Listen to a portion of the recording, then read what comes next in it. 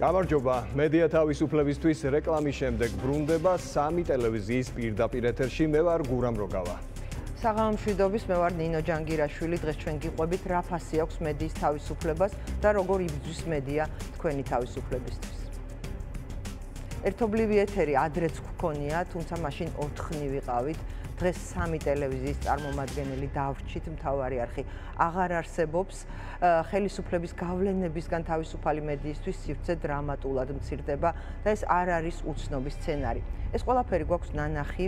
დღეს რუსეთში თავისუფალი ჟურნალისტური საქმიანობა ოფიციალურად დასჯადია, ჟურნალისტების დიდი ნაწილი ქვეყნიდან გაქცეულია. თუმცა ეს ერთ დღეში არ მომხდარა. პროცესი ნაბიჯ ვითარდებოდა, როგორც ახლა საქართველოში. ჩვენ ჯერ კიდევ გვაქვს შანსი ეს სცენარი შევცვალოთ.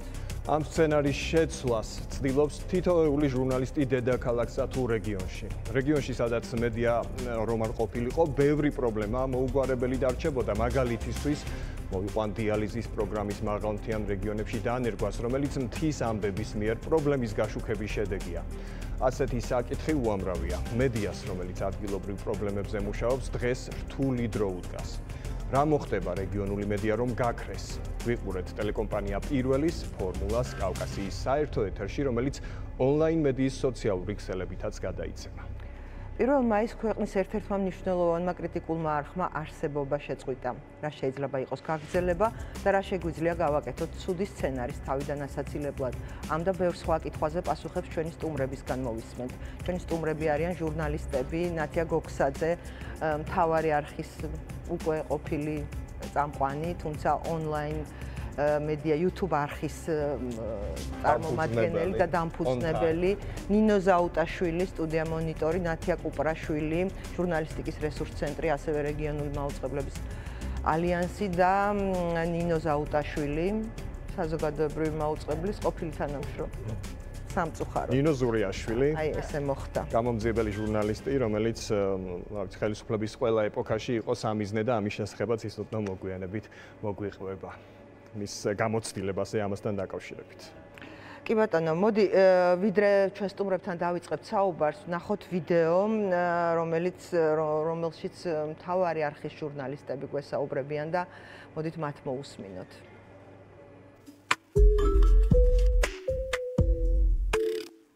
არ ეძახიან მედიას ხო მეოთხე ხელისუფლებას და მოდარაჯე ძაღლს, რომელმაც საზოგადოება, ხალხი უნდა დაიცვას ხელისუფლების ძალადობისგან. მაშინ, როდესაც ძალაუფლების უზურპაცია ხდება, რაც ხდება ახლა საქართველოში.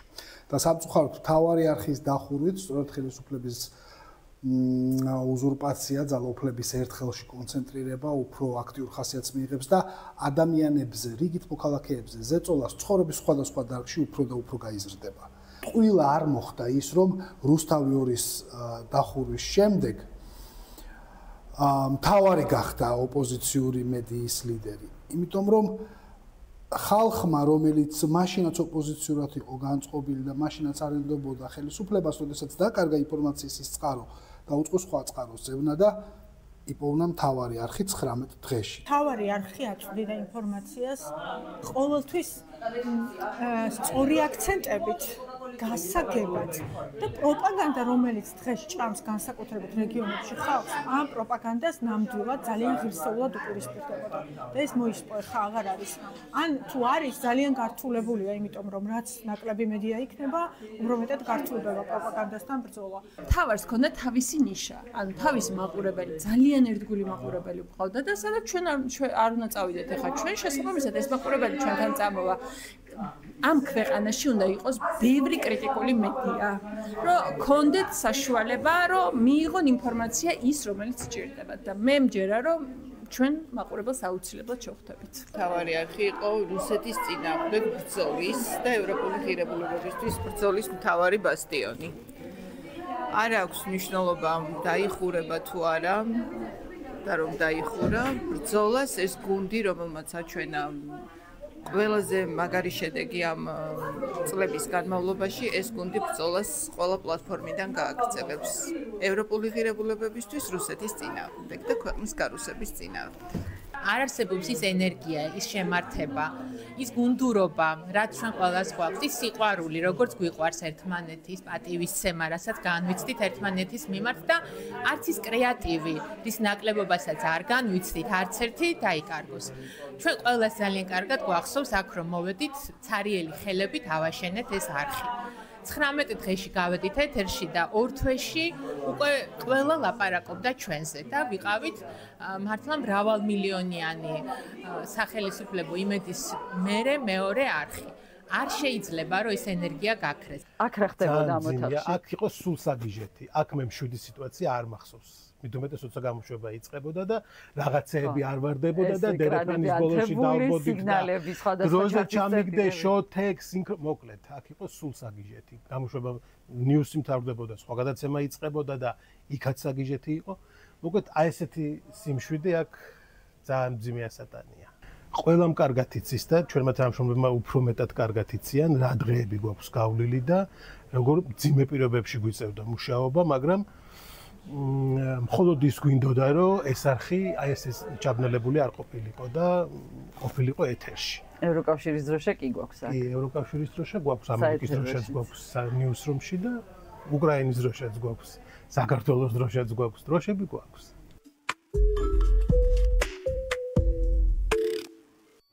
ვიდეოს მოწოდებისთვის მადლობას ვუხდით On Times, ეს YouTube პლატფორმა ჟურნალისტებმა თეა ადეიშვილმა და ნათია გოგსაძემ დაარსეს. ნათია, ახლა ჩვენი სტუდიის სტუმარე და მას ვკითხავთ, რა გავლენა ექნება მთავარი არხის დახურვას მაყურებელზე და ზოგადად ქვეყნის ცხოვრებაზე.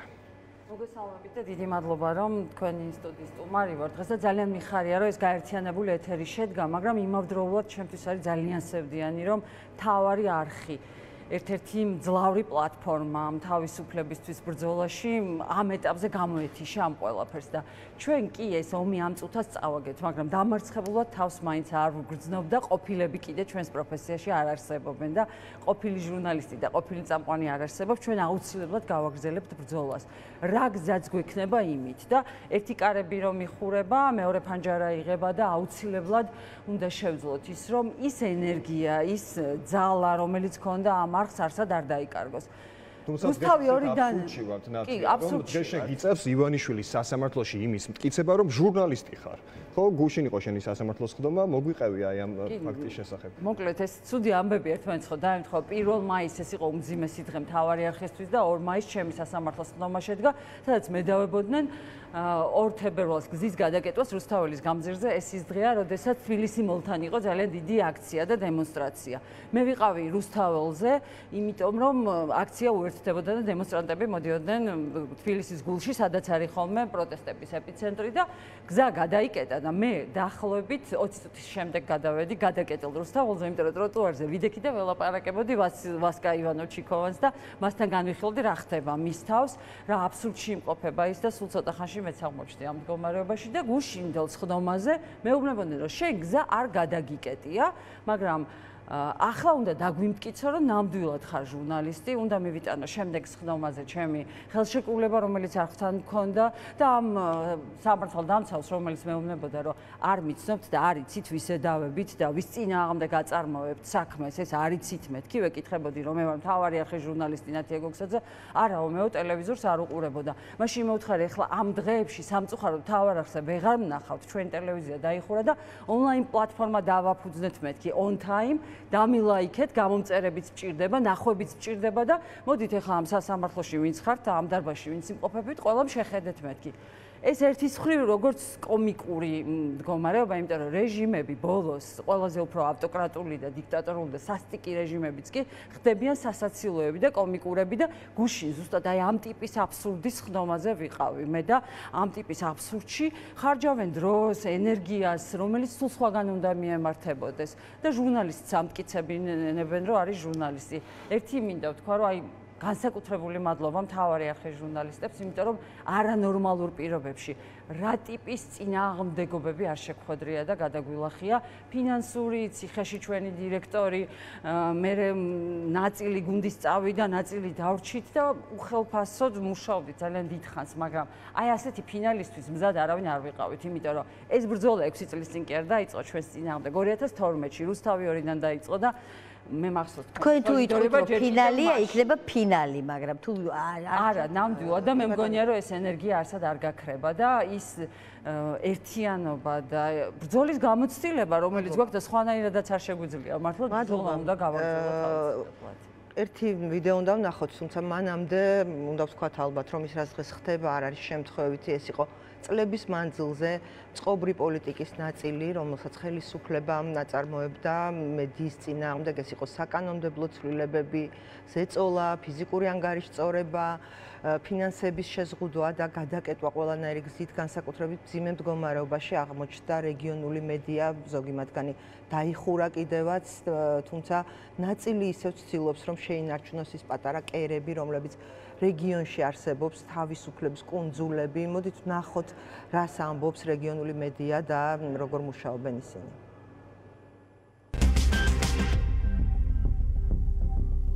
თავისუფლება მზია ამაღლობელს ასე დავიწყებ, რადგან ყველა სივრცეში ეს არის ჩემი მთავარი გზავნილი. კრიტიკული მედიის მუშაობა რეგიონში არასოდეს არ იყო მარტივი, თუმცა გასულ წლებთან შედარებით და უკვე თითქმის 21 წელია რაც მედია სივრცეში ვართ, მსგავსი მდგომარეობა და მსგავსი გამოწვევები არასოდეს არ ქონია.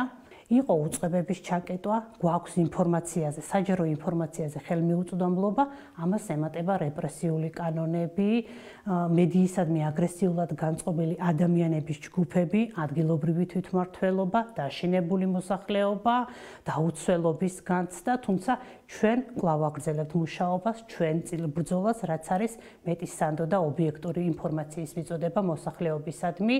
მრავალი წელი კვლავ ვაპირებთ ქართულ-სომხურ ენოვანი ვებგვერდიდან აუდიტორიის ინფორმირებულობაზე მუშაობას. ის ვინც თავისუფალ საქმიანობას აწარმოებს, ქართული ოცნების ხელისუფლება განსაკუთრებულად ებრძვის ფაქტობრივად ჩვენ ყველანაირი ფინანსური წყარო გადაგვიკეტა არალეგიტიმური ხელისუფლების წარმომადგენლებმა. საუბარი არის იმაზე, რომ ჩვენ უკვე ვეღარ ვღებულობთ უცხოურ დაფინანსებას, რაც შეეხება ადგილობრივ ბაზარს, ბიზნესი კრიტიკულ მედია საშუალებებთან შიშის გამო ვეღარ თანამშრომლობს. მიუხედავად ამ გარემოებისა, ჩვენ ვაცნობიერებთ იმას, რომ გვაქვს ადგილობრივი საზოგადოების წინაშე ვალდებულება და პასუხისმგებლობა და სწორედ ამიტომ ჩვენ ბოლომდე ვაპირებთ, რომ ადამიანების ხმები ისმოდეს ჩვენს პლატფორმაზე. ჩვენ უკვე 11 წელია ვმუშაობთ ჯავახეთის ეთნიკური უმცირესობების ინფორმირებაზე. არ იყო ადვილი, მაგრამ უკვე 1 წელია, რაც არეული სიტუაციაში ვარ, როგორც ყველა დამოუკიდებელი მედია დღეს საქართველოში. ეს ვითარება არ უნდა შეგვეშალოს ხელი, რომ ჩვენ უფრო გავაფართოვოთ ჩვენი მომხმარებლების წრე, რადგან ჩვენ ვფიქრობთ, რომ ძალიან მნიშვნელოვანი რამეა მედია ჯავახეთში. დამოუკიდებელი საქართველოს უახლეს ისტორიაში შეიძლება ითქვას, რომ ერთ-ერთი უმძიმესი პერიოდი აქვს დღეს ქართულ მედიას. ვიგებთ ამბებს სხვადასხვა მედია ორგანიზაციების დახურვის, შეჩერების ან თანამშრომელთა შემცირების შესახებ. ტელეკომპანია ბორჯომი ახალციხეში, ბათუმში და სხვა ქალაქებში მედიების ნაწილმა საერთოდ შეაჩერა მაუწყებლობა. მიუხედავად ამისა, მედიები კვლავ იბრძვიან საკუთარი უფლებებისთვის და იმედოვნებენ, რომ ჟურნალისტებმა კვლავ შეძლონ იმ საქმიანობის შესრულება, რასაც მათ თავისუფალი მედია ავალდებულებს. რეგიონალური მედია შექმნა სივრცე, სადაც ადამიანებს, მოქალაქეებს შეუძლიათ იზრუნონ იმაზე, რომ გახდნენ ბევრად უფრო ბედნიერები ამ ცხოვრებაში. რეგიონალური მედია ეს გააკეთა ღია მიკროფონის პრინციპით, იმიტომ რომ შექმნა სივრცე, სადაც ამაზე დისკუსიები შეიძლება მიმდინარეობდეს, მაგრამ არა მხოლოდ ლაპარაკი, არამედ ლაპარაკი, რომელსაც მოსდევს შემდეგ რაღაც გადაწყვეტილების მიღება და მოქმედება. როგორც ჩანს, ამის სურვილი აღარ აქვს ხელისუფლებას და ამისთვის ქმნის ამ კანონებს, რომელიც აბსოლუტურად ცდილობენ, რომ გააქრონ ღია მიკროფონი, გააქრონ თავისუფალი აზრი, გააქრონ შესაძლებლობა, რომ ეს ქვეყანა უკეთესობისკენ მიდიოდეს. დღეს რაც ასულთქმულებს ამ მედიებს, ეს არის ცვლილებების მოლოდინი, მაგალითად ეს არის ის პროტესტი, რომელიც უკვე რამდენიმე თვეა დედაქალაქში მიმდინარეობს. ახალგაზრდების, სტუდენტების, სამოქალაქო აქტივისტების, ჩვეულებრივი მოქალაქეების მხრიდან. ეს არის ასევე ის ენთუზიაზმი, რომელიც ამ მედიებში მომუშავე ჟურნალისტებს გააჩნიათ. და ასევე ის მხარდაჭერა სიტყვიერ თუ მორალური, რომელიც მოდის დასავლეთის ქვეყნებისგან, იმისათვის რომ ქვეყანა კვლავ დაუბრუნდეს ევროპულ კურსს. თუ კი აქამდე ინფორმაციის მოპოვებისთვის ვიბრძოდით, ქუთაისი პოსტი დღეს გადარჩენისთვის იბრძვის. 11 წლის წინ, როდესაც ამ საქმეს დამოუკიდებლად ვიწყებდით, შიშველი ხელებით ვიყავით, ყოველგვარი თანხის გარეშე, მაგრამ უცხოურმა გრანტებმა გაგვაძლიერეს და გაგვხატეს ის, რაც დღეს ვართ, იმერეთის მოსახლეობის მთავარი ტრიბუნა. და დღეს ჩვენი სრულად გაჩუმება უნდათ. ბიზნესი ცენტრალიზებულია, არანაირი სარეკლამო შემოსავლები და ხელისუფლება ჩვენივე მოპოვებული ერთადერთი არსებობის წყაროს გრანტებით დაფინანსებას გვიზღუდავს, რომ უბრალოდ აღარ ვიარსებოთ. დღეს სიჩუმე ყველაზე საშიში არჩევანია. ქუთაისი პოსტის ხმა რეგიონს ჭირდება. შეიძლება ისევ ცარიელი ხელებით დავრჩეთ, მაგრამ თავარია დავრჩებით, რადგან დამოუკიდებელი მედიის გარეშე ხმა არ ექნება რეგიონს. ძლიერი ხელისუფალი თანამშრომლობს დამოუკიდებელ მედიასთან, რადგან მედია გაშუქებით, რომ მოსახლეობის პრობლემის მოგვარება დაჩქარდა, ამით თავად ხელისუფალიც არის მოგებული. თუ საგრანტო დაფინანსებას იღებ დონორის გავლენის ქვეშ ექცევიო, არ არის ეს მართალი. ჩემი ხარაგაულის ფუნქციონირების 27 წლის განმავლობაში რამდენჯერმე შემოგთავაზეს ქართველმა პოლიტიკოსებმა დაფინანსება და ყოველთვის მიიღეს უარი. თუ ქართველი პოლიტიკოსების მხარდაჭერა არ მივიღეთ დამოუკიდებლობის დათმობის სანაცვლოდ, უცხოელი დონორების გავლენის ქვეშ რატომ მოვექცეოდით?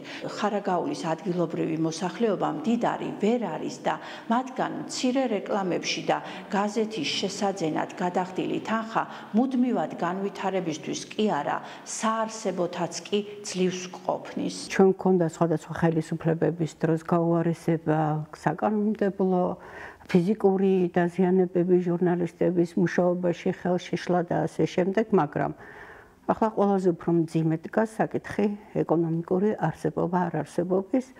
ჩვენ გვეუბნებიან, რომ არ გვჭირდება დამოუკიდებელი მედია, არ გვჭირდება მესამე სექტორი და ჩვენ ყველაფერი უნდა გავაკეთოთ იმისთვის, რომ ეს ამოცანა მედიამ გადაჭრას და ჩვენ არსებობა გავაგრძელოთ. საზოგადოებას თუ კი ჭირდება დამოუკიდებელი თავისუფალი მედია, ის იბრძოლებს ამ თავისუფლებისთვის, ის იბრძოლებს მედიისთვის, ის იბრძოლებს იმ მიღწევებისთვის, იმ შედეგებისთვის, რომელიც ჩვენ უკვე გვქონდა, როცა ვამბობდით, რომ საუკეთესო კანონმდებლო გვაქვს, როცა ვამბობდით, რომ არ გვყავს პატიმარი ჟურნალისტი. ვილოცავ პროფესიულ დღესასწაულს ყველა იმ ჟურნალისტს, განსაკუთრებით ჩვენს კოლეგას, რომელიც ამ წუთში ციხეშია და რეჟიმის განაჩენს ელოდება, სამწუხაროდ ქართულ მედიაში ეს кейსიც შემოვიდა პროფესიულ დღესასწაულს და ვიტოვებ იმედს, რომ მედიის თავისუფლებისთვის ჩვენ ყველაფერს შევძლებთ და გავაკეთებთ.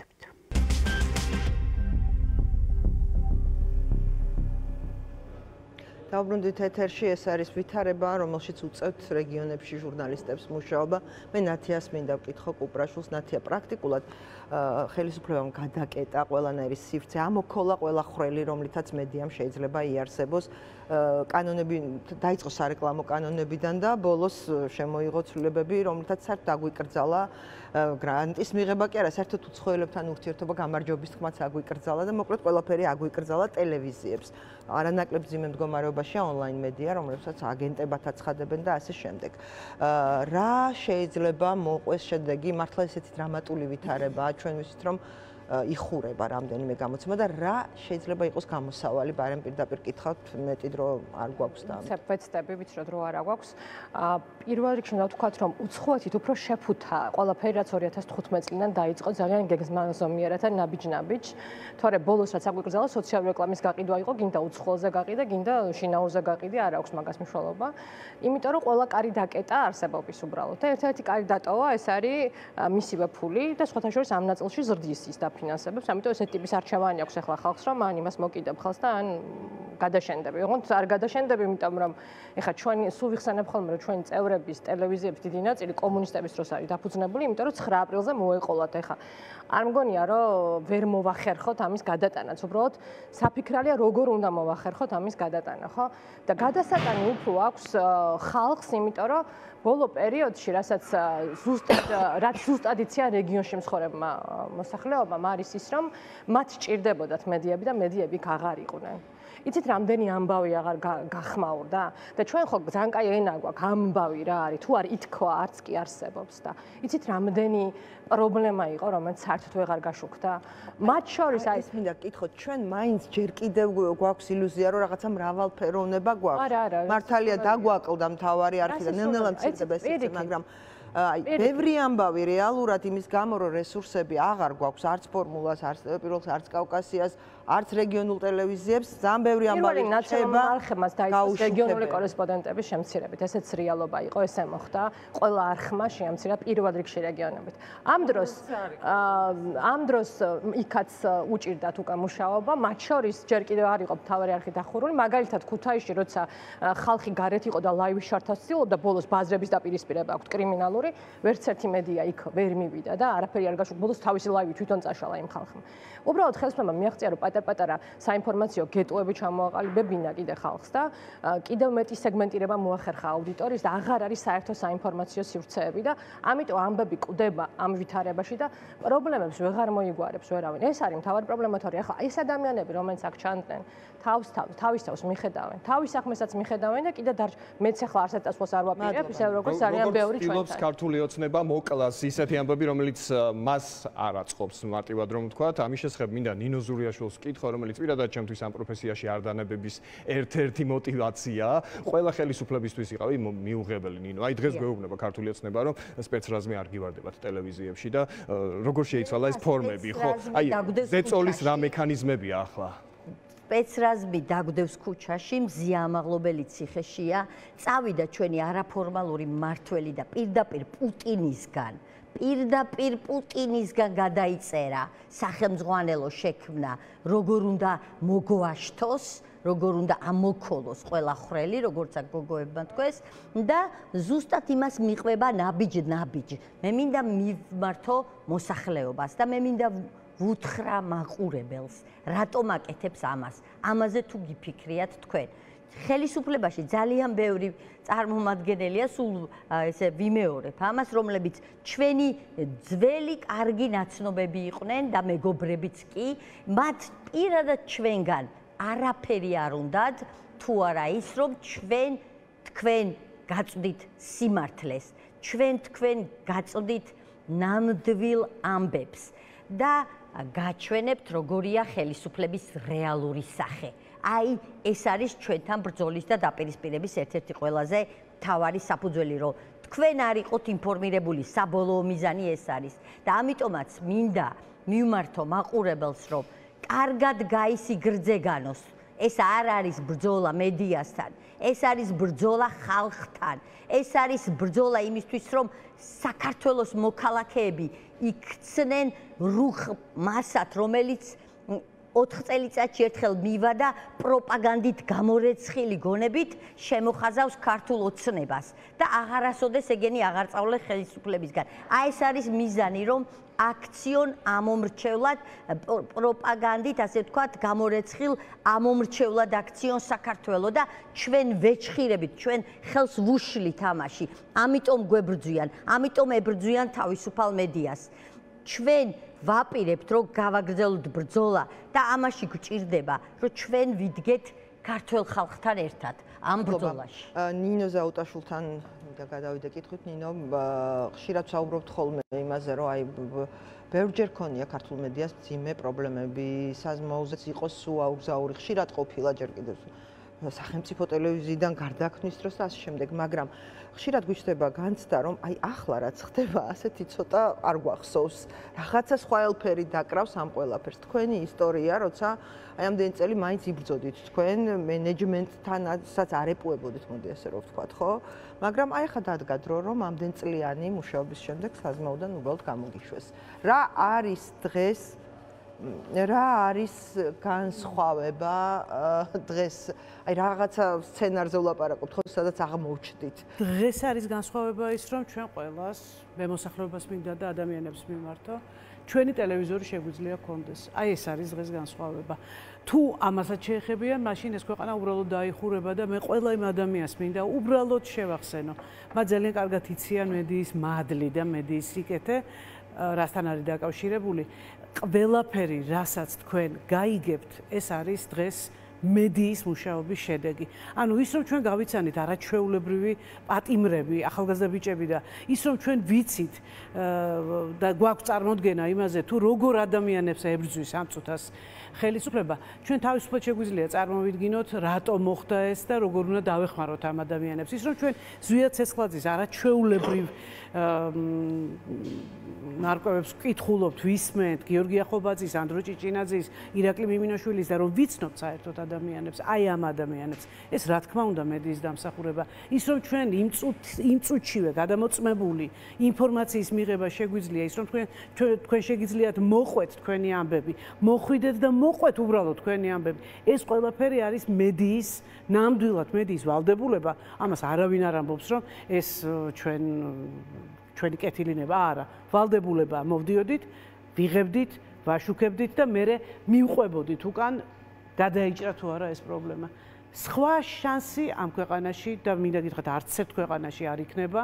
თუ თქვენი ხმა არ იქნება მოსმენილი, შესაბამისად ის პრობლემა არ გადაიჭრება, არც იმ საჭიროების შესაბამისი მოქმედება იქნება ჩადენილი და მე ამ მთავრობის მინდა ერთადერთი კითხვით მივმართო.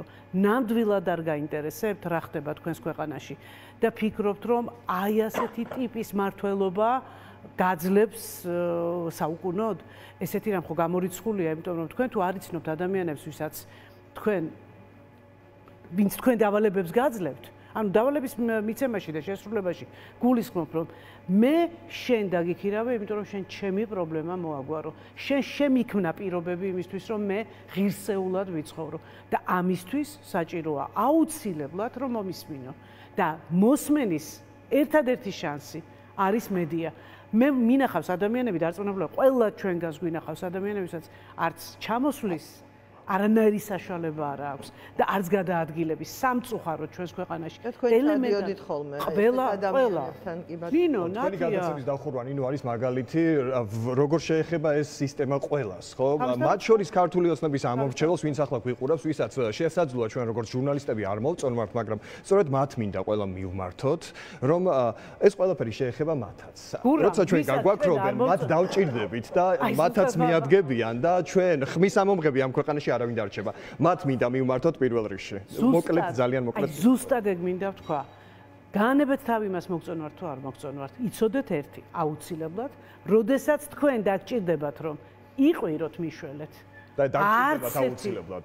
გამორიცხულია რომ არ დაჭირდეთ.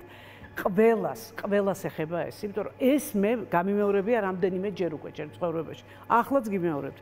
როცა თქვენ დაგჭირდებათ SOS სიგნალის ჩართვა, თქვენ ვერავინ მოგისმენთ. ნათია, ძალიან მოკლედ გითხარი.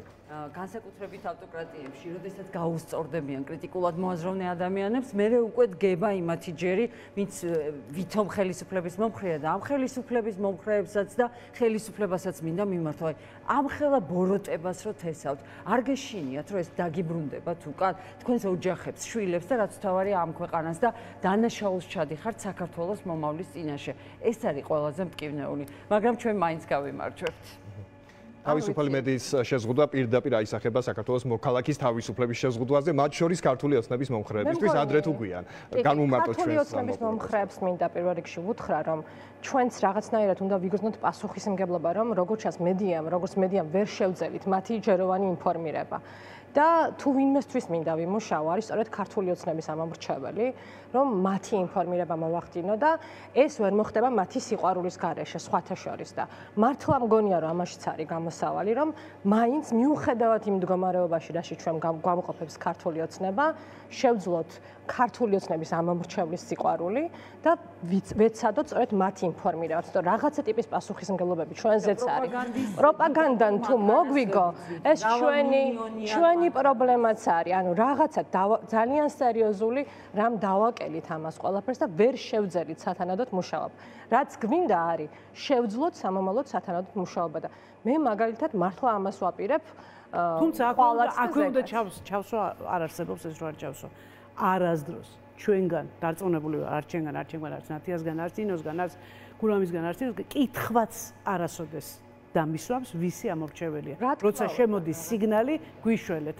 არასდროს ეს კითხვა არ დასმულა და არ დაისმება არასდროს. ეს ყველამ უნდა იცოდეს. ზაღშიად იყო რომ ხანძარი რო იყო ჩვენ გვირეკავდნენ და ვიდრე დარეკავდნენ 112-ში და გავრბოდით, არ გვიფიქრია ვინ რეკავს და ვინ დგას იმ დობა არც არ წასულა, დობა არის გაფანტული. არაფერი დასთესენ, ჩემი მეგობრები ძალიან კარგად საუბრობენ, დასთესენ ქარს, მოიმკიან ქარიშხალს, ამდენი უკვალოდ არ ჩაივლის ეს ყველაფერი, ჩვენ და თავად უბრალოდ უკან დასახევი არ აქვს. ჩვენ უნდა გავაკეთოთ მაქსიმუმი ჩვენი შესაძლებლობით. სასამართლოებში სიარულით აქ არა, სტრასბურგშიც, საკონსტიტუციოშიც, საპროტესტო აქციებზეც უნდა გავაკეთოთ ყველაფერი. უნდა მოვიფიქროთ, ერთად დავსხდეთ და ვეძიოთ გზები, რომ ჩვენ ვიარსებოთ და არ დაუთმოთ ჩვენი ადგილი, ასე ვთქვათ, სახელისუფლებო მედიას. დაგზაუვალი ჩვენგან თელილი, მერანებო მაინც დარჩება. და მაყურებელს ვეტყვით, რომ ჩვენ ძალიან დიდ ძალას გვაძლევს, შეიძლება ზოგმა ეგოისტურად ჩამითვალოს, მაგრამ მხარდაჭერა, სოლიდარობა მათ მხრიდან ეს ნამდვილად ასეა და პატრა ციტატას წავიკითხავ სოციალური ქსელიდან, წარმოვიდგინე როგორი რისკიანი შრომა დგას ჟურნალისტების გადაღებული ერთი ფოტო ან ვიდეოს უკან და საბოლოოდ მადლობის თქმა მომინდა, მადლობა იმისთვის, რომ იზიარებთ, ხილულს ხდით და პერსონალური ხიფათის ფასად ინახავთ ჩვენს დარდებს და გამარჯვებებს. მადლობა ყველა ჟურნალისტს, ვინც ხალხთან ერთად ახლოსა. ეს არის ამონარიდის სოციალური ქსელის ერთ-ერთი მომხმარებლის დათო სიმონიას წერილიდან. მოკლედ მაყურებელს და მკითხველს ვეტყვით, რომ ძალიან დიდი ძალა აქვს სოლიდარობას. დიდი მადლობა გადაცემის მონაწილეებს, მადლობა ვინც გვიყურა დღეს მედიის თავისუფლების დღეს, მადლობა უთხრათ იმ ადამიანებს, ვისაც უყვარს ეს პროფესია და ვინც ყველაფერს აკეთებს იმისთვის, რომ დარჩეს ამ პროფესიაში, გადაარჩინოს ეს პროფესია და ემსახუროს საკუთარ ქვეყანას. მე მაინც იმედი მაქვს, რომ ჩვენ შევძლებთ ჩვენი ქართული სცენარის დაწერას, რომელსაც ექნება ბედნიერი დასასრული და ჩვენ არ ვიცხოვრებთ რუსული სცენარით. ჩვენც უთხრათ მადლობა მაყურებელს, ონლაინ მედიის მომხმარებელს, ზოგადად საზოგადოებას მხარდაჭერისთვის ამ რთულ ბრძოლაში ეს ძალიან გვაძლიერებს. დღეს პრესის თავისუფლების დღეა, მადლობა ვუთხრათ ჩვენს კოლეგებსაც, რომლებიც ზოგჯერ სიცოცხლის რისკის ფასად გვიყვებიან ამბებს, ქართული ოცნებისთვის მიუღებელ ამბებს. ამისთვის მადლობა მედიის ყველა წარმომადგენელს, ჟურნალისტს, ოპერატორს თუ ტექნიკურ პერსონალს. მადლობა თქვენ კოლეგებს რეგიონებში, რომლებიც თვითონ სამი არხის რთულია მუშაობა. სამი არხის ერთობლივი ეთერი დასრულებულია. იმედია აღარ დაგვჭირდება ესეთი ფორმატები და მომავალში უფრო მეტნი ვიქნებით. გახსოვდეთ ის ქვეყნები არ არის თავისუფალი, სადაც არ არსებობს თავისუფალი მედია. და გახსოვდეთ